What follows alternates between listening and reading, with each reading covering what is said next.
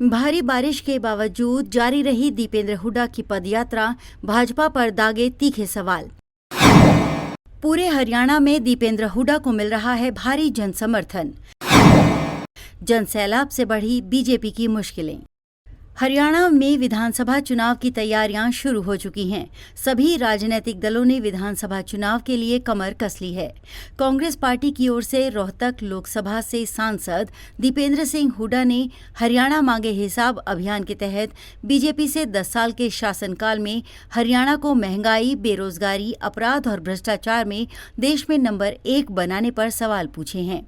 लेकिन बीजेपी अभी तक दीपेंद्र हुड्डा के एक भी सवाल का जवाब नहीं दे पाई है। वहीं दीपेंद्र सिंह हुड्डा की पदयात्रा में लगातार जनता का भारी हुजूम उमड़ रहा है। 4 अगस्त को दीपेंद्र सिंह हुड्डा ने हरियाणा मांगे हिसाब अभियान के तहत मेवात में कड़ी धूप और उमस भरी गर्मी में भी दीपेंद्र हुड्डा की पदयात्रा जारी रही। इसके अलावा बल्लभगढ़ में भारी बारिश के बावजूद दीपेंद्र सिंह हुड्डा ने अपनी पदयात्रा को जारी रखा। यात्रा के दौरान दीपेंद्र सिंह हुड्डा ने कहा कि आज एक बार फिर रिकॉर्ड गर्मी उमस के बावजूद मेवात की धरती ने रिकॉर्ड बनाया है। प्रदेश की जनता सत्ता में परिवर्तन देखना चाहती है। जनता को ऐसी सरकार की जरूरत है जो उनके हितों की रक्षा कर सके। कांग्रेस कार्यकाल में प्रदेश के सभी वर्गों के हितों को ध्यान में रखकर नीतियां बनाई जाती थीं। वहीं बीजेपी शासनकाल में केवल पूंजीपतियों और अमीरों को ध्यान में रखकर नीतियां बनाई जाती हैं। उन्होंने कहा कि जब से हरियाणा मांगे हिसाब के तहत कांग्रेस पार्टी ने सवाल पूछे हैं, पूरी भाजपा सदमे में है।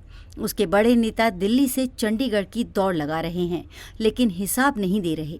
उन्होंने कहा कि अगर भाजपा सरकार ने हिसाब नहीं दिया तो अक्टूबर के चुनाव में प्रदेश की जनता इनका पूरा हिसाब चुकता कर देगी। दीपेंद्र हुड्डा ने कहा कि हरियाणा की जनता ने बदलाव का फैसला ले लिया है और लोकसभा चुनाव में बीजेपी को हाफ करके इसकी झलक दिखला दी है।